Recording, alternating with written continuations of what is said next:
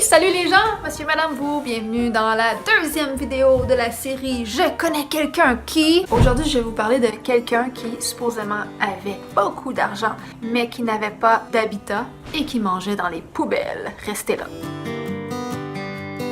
Donc, dans le petit village d'où je viens, il y avait une personne, une madame, je crois qu'elle est encore en vie ou elle vient de décéder l'année passée. En tout cas, elle est restée en vie. Je pense qu'elle a passé la cinquantaine ou la soixantaine. Et cette femme-là a toujours mangé dans les poubelles. Elle n'avait pas de vêtements, elle allait jamais dans les magasins, elle allait pas dans les restaurants, elle habitait nulle part. Et on est au Québec, là, on a des hivers et tout, et c'était pas genre à Montréal où elle peut aller se cacher dans les métros, ces choses-là. C'est dans un petit village. Je me souviens pas son nom, mais on l'appelait comment? On l'appelait Madame Poncho, parce qu'elle portait toujours ce qu'on appelle un poncho. Et en fait, c'était une vieille guenille comme un peu en laine tricotée, là. C'est pas les beaux ponchos, là, des années hippies, là, tout ça, c'est vraiment c'est une guenille, là. On l'appelait Madame Poncho. Souvent, elle marchait nu-pied, elle avait les pieds en sang. Ou elle se prenait des vieux souliers, puis les gens voulaient essayer de l'aider, ils voulaient lui donner des vêtements, des souliers neufs, voulaient lui acheter à manger, l'emmener au restaurant, lui donner des livres, mais elle disait toujours non. Puis elle parlait pas. Je sais pas si quelqu'un a réussi à parler avec elle, mais moi, j'ai jamais réussi, puis j'ai jamais entendu quelqu'un dire qu'elle parlait. Sûrement qu'elle parlait, mais bon. Je pense qu'elle avait même pas de chèque d'aide sociale, parce qu'on a pour son dire, ben, si elle est si mal pris que ça, elle travaille pas, tout ça. C'est sûr qu'elle doit avoir un chèque d'aide sociale quand même, mais non, elle a pas d'adresse, puis je pense pas que c'était le genre, je sais même pas si elle avait un numéro d'assurance sociale. Je sais qu'elle avait bien de l'argent. Ça a l'air que c'était une femme riche en plus. Elle a jamais utilisé son argent, elle a jamais voulu vivre comme ça. C'est assez spécial. Puis elle fouillait vraiment dans les poubelles, là. Elle est à côté dans une cantine, mettons, puis là on veut lui donner de la nourriture. Non, elle veut pas, elle va dire non, on va faire comme ça. Puis elle fouille dans les poubelles, puis elle mange les restants dans les poubelles, elle boit les restants de canettes, puis elle se promène, elle se traîne les pieds. Elle est sale, elle se lave jamais. Fait qu'elle est tout sale, elle est tout noire, elle est make comme ça. Je sais pas si elle consomme, elle doit consommer. Elle a pas l'air toute là, mentalement, là. Puis elle a sa vieille guenille, là, son vieux poncho. Elle pouvait avoir des fois une espèce de pantalon gainé, mais tout déchiré, là, avec des gros trous. Elle avait les cheveux comme... C'était juste comme... un peu comme des dreads, mais genre... pas voulu, là.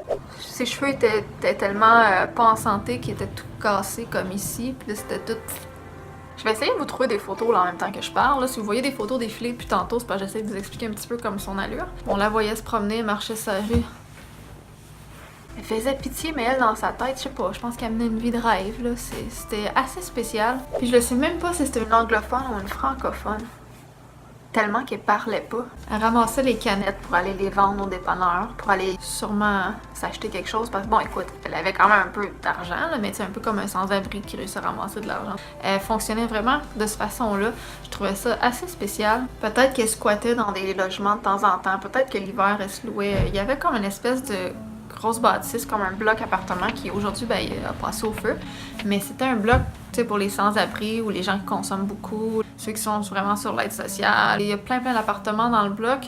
Un peu comme un foyer de personnes âgées, mais version bloc abandonné, là, tu sais, quasiment, là, c'est limite que le bloc il tient debout. Là-dedans, t'avais des gens qui consommaient, t'avais des gens qui faisaient du trafic de drogue, c'était un bordel, t'avais les danseuses qui allaient donc coucher là-dedans avec d'autres personnes, t'avais les gens qui passaient qui voulaient juste un logement pour une nuit ou pour un mois, puis les portes barraient pas là-dedans, il y avait des trous dans les murs, mettons ça serait mon mur, puis que de l'autre côté, un autre appartement, mais il y avait un gros trou dans le mur là, tu peux passer au travers des garde-robes, t'avais des places avec des toilettes dedans, d'autres il y en avait pas, t'avais une toilette en plein milieu du corridor, mais genre pas de porte, puis elle flush pas. C'était dégueulasse. Tu marchais, il y avait du caca à terre dans le corridor, il y avait des traces de sang partout, il y en avait un qui restait là, puis que lui aussi, il marchait tout le temps nu-pied dehors, je vous en parlerai. C'était vraiment une place de genre...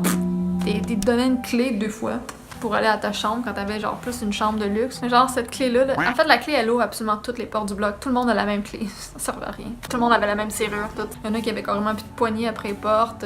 Des fois en plein milieu de la nuit, là, t'entendais le monde crier là-dedans, tout d'un coup ça criait au meurtre. C'était vraiment un bloc genre tout délabré en dedans pis tout, c'était dégueulasse là, fait que c'est ça. Peut-être que parfois elle allait comme coucher là-dedans là.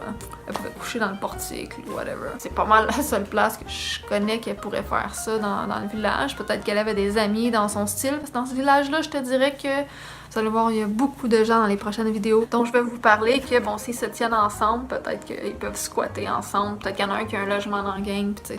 Mais bon, je vous en parlerai plus tard. Fait que ça, c'était l'histoire de Madame Poncho. Ça a l'air qu'elle était très gentille, par contre. C'est vrai qu'elle faisait jamais de trouble, jamais de... Elle faisait pas de grabuge, elle était jamais impliquée dans rien, elle avait pas de trouble avec la police, rien. C'était vraiment juste quelqu'un qui vivait de façon très indépendante, de façon...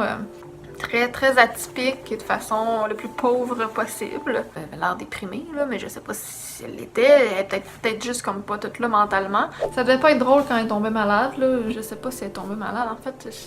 C'est très mystérieux. J'aurais aimé ça parler à quelqu'un qui la connaissait plus. Donc voilà, je sais que c'est peut-être pas si spécial pour vous la façon dont je le dis, mais si vous la verriez en vrai, vous verriez que c'est pas juste comme une sans-abri ou c'est pas juste comme quelqu'un d'un peu marginal. C'est vraiment une coche au-dessus, là. C'est... Parce qu'on en voit gros des sans-abri dans les plus grandes villes. Les villes partout où j'ai passé dans ma vie, où j'ai habité, il n'y en a pas vraiment de sans-abri parce que t'as pas... Ils peuvent pas vraiment survivre, il n'y a pas vraiment de place. C'est pas comme à Montréal, il y en a partout. Les gens sont habitués de voir des sans-abri, mais ici, non. D'où je viens, dans le petit village, non plus, là. Fait que pour moi, c'était quelque chose d'assez spécial. Puis cette femme-là, en tant que sans-abri, elle est vraiment une coche au-dessus de tous les sans-abri que j'ai vus dans Montréal. Parce que j'allais à Montréal aider les sans-abri. Puis c'est vraiment pas le même genre de sans-abri. En tout cas, moi, ça m'a marqué. Puis je me suis posé tellement de questions à savoir comment cette femme-là pouvait voir la vie. Comment qu'elle voyait ça pour vivre comme ça, puis c'est ça, j'ai jamais eu une réponse. Et je pense qu'elle est décédée, là, je vais pas dire n'importe quoi, mais si elle n'est pas décédée, au pire, je ferai une petite suite de l'histoire. Donc c'était l'histoire de Madame Poncho, j'espère qu'elle vous a plu. Est-ce que vous connaissez des gens comme ça? Comment ça se passe dans votre ville, dans votre pays? Dites-moi là en commentaire. Puis restez à l'écoute pour la prochaine histoire de la série Je connais quelqu'un qui. Vous allez voir, vous allez être surpris de ce que je vais vous raconter dans les prochaines vidéos. Ok, bye.